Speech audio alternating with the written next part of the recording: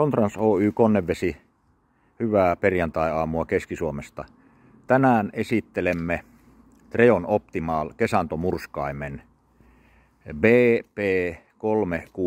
malliltaan.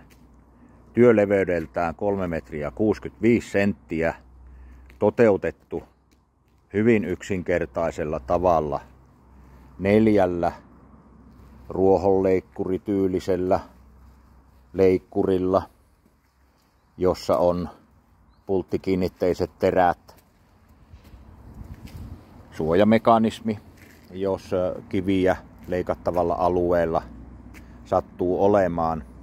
Tämän tyylisiä leikkureita markkinoilla ei juuri ole. Tämähän on toteutettu hihnavälitteisesti. Toki siellä on voimansiirto, josta traktorilta ensin voima tulee, mutta siitä se välitetään sitten hihnapyörien ja kiilahihnojen avulla noille lautasleikkureille. Ja täältä löytyy rasvanipat kaikille laakereille. Näitä meillä muutama löytyy vielä tälle syksylle varastosta. Ja jos olet nopea, niin niistä sinullekin vielä riittää. Soita, teemme sinulle tosi tiukan tarjouksen.